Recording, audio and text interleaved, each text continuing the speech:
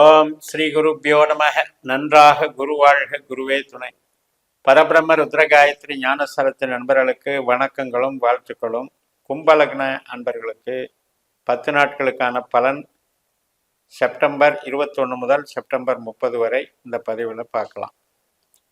முதல் நாளான செப்டம்பர் 21 சனிக்கிழமை நமக்கு 3ஆம் இடமான மேசராசியில் பரணின்ற சுக்கிரனுடைய நட்சத்திரத்தில் சந்திரன் போகிறார். சுக்கிரன் 9ஆம் இடத்துல இருக்காரு. செவ்வாயினுடைய நட்சத்திரத்தில் இருக்காரு. செவ்வாய் 5ஆம் இடத்துல இருக்காரு. அதனால புது முயற்சிகள், புதிய சந்திப்புகள், இதெல்லாம் மனசுக்கு மகிழ்ச்சியை கொடுக்கும். சுபகாரியங்கள் எடுத்து பேசி அது நல்லபடியாக நடக்கிறது பார்க்கலாம். குழந்தைகள் சம்மந்தப்பட்ட காரியங்கள், திருமணம் சம்மந்தப்பட்ட காரியங்கள் அனைத்துக்கும் சாதகமாக இருக்கும். ஐடி லைனில் இருக்கவங்க, கன்சல்டிங் பிஸ்னஸில் இருக்கவங்க, மற்றும் நம்ம ஒரு கமிஷன் வகையில் இயங்குறவங்க எல்லாத்துக்கும் இன்னைக்கு நாள் சிறப்பாக போகும். செப்டம்பர் 22 ஞாயிற்றுக்கிழமை கிருத்திகை நட்சத்திரம். 4ஆம் வீட்டில் சந்திரன் சூரியனுடைய நட்சத்திரத்தில் போகிறாரு. சூரியன் 8ஆம் வீட்டில் இருக்கார். இந்த வாரம் முழுக்க நமக்கு சூரியன், புதன், கேது 3 கிரகம் 8ல் இருக்கு. அப்போ சூரியன் தன்னுடைய சொந்த நட்சத்திரமான உத்தர நட்சத்திரத்தில் இருக்கிறதுனால பெருசாக பாதிக்காது. கொஞ்சம் ஹீட் எனர்ஜி அப்படிங்கிறது ஹெல்த் ரீதியாக பார்த்துக்கணும். உறவுகள் ரீதியாக கொஞ்சம் முன்கோபத்தை குறைச்சிக்கிட்டா போதும். 7ஆம் பாவமான சிம்மராசியை இயக்கிறதுனால நன்மைகள் நடக்கும்.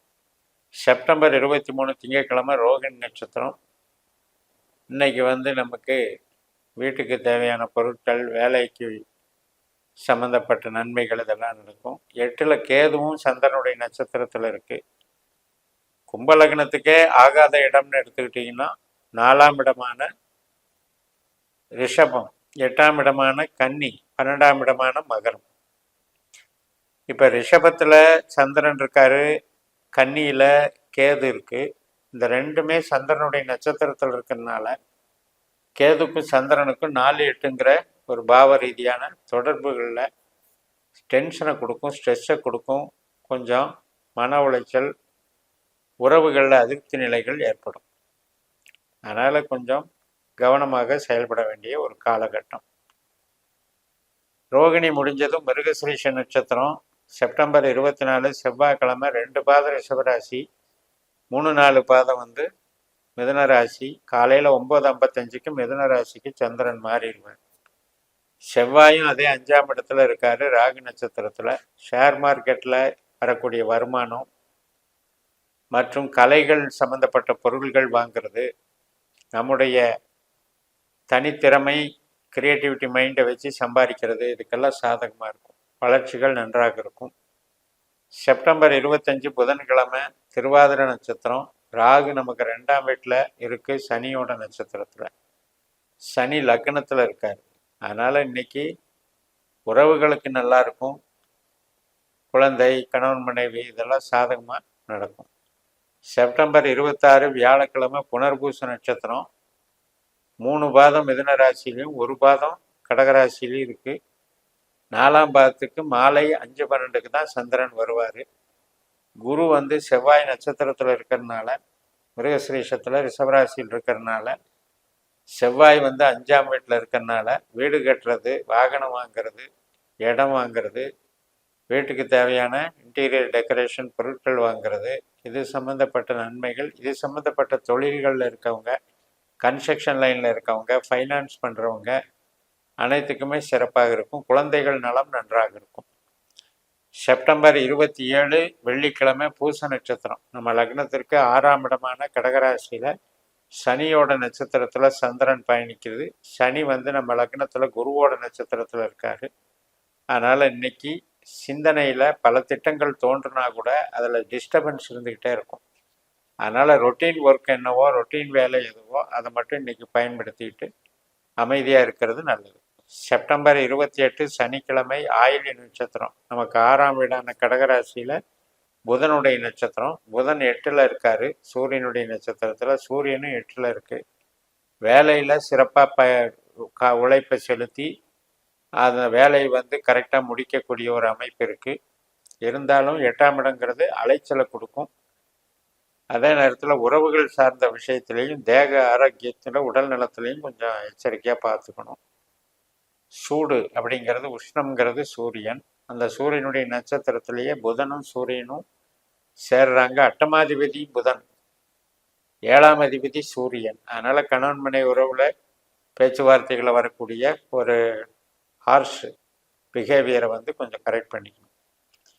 செப்டம்பர் 29 ஞாயிற்றுக்கிழமை மக நட்சத்திரம், 7ஆம் வீட்டில் சந்திரன் கேது மாதிரி செயல்படுறாரு.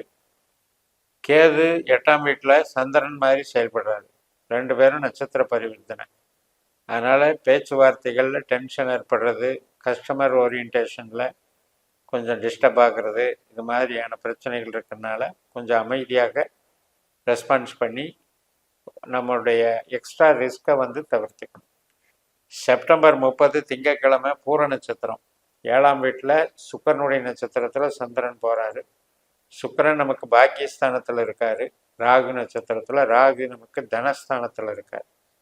அதனால் கஸ்டமர் மூலமாகவோ கணவன் மனைவி உறவின் மூலமாகவோ பொருளாதார மேம்பாடுகள் இருக்கும், மாற்றங்கள் இருக்கும், அதன் மூலமாக ஏற்றங்கள் இருக்கும். 9ஆம் இடம் அப்படின்னு சொல்லக்கூடிய மேல் படிப்பு சார்ந்த விஷயங்கள் நன்றாக இருக்கும். கமிஷன் வகையில் பெரிய தொகைகள் பணம் கைமாறுறதுக்கும் சாதகம் நல்லா இருக்குது. ஸோ உற்பத்தி சார்ந்த விஷயத்தை விட மார்க்கெட்டிங் லைன் நல்லாயிருக்கும். மொத்தத்தில் பண வரவுக்கு சரியான நாள், நல்ல நாளாக இது அமைகிறது. இப்போ இந்த வாரத்தில் சுக்கிரன் நமக்கு நல்லா வலிமையாக இருக்கார், செவ்வாய் நல்லா வலிமையாக இருக்கார், ராகு நல்லா வலிமையாக இருக்கார். ஆனால் 8ஆம் வீட்டில் சூரியன் புதன் கேது இருக்கிறதுனால தந்தை உறவு சார்ந்த விஷயங்கள், நம்மளுடைய உழைப்பு சார்ந்த அசால்ட்டாக இல்லாமல் கொஞ்சம் கேர் எடுத்து செயல்படுறது, புறம் பேசுறதுன்னு சொல்லக்கூடியது, கலகங்கள், குழப்பங்கள், வதந்திகள், இதில் வரக்கூடிய டென்ஷனை குறைச்சிக்கிறது. இதில் கான்சன்ட்ரேஷன் பண்ணால் வேற ஒன்றும் உங்களுக்கு ரிஸ்க் இல்லாமல் இந்த வாரம் போயிடும். இந்த 10 நாட்களும் நகர்த்திடலாம். இந்த 10 நாட்கள் பலன் பார்த்தது நட்சத்திரத்தை வச்சு பார்த்தோம்.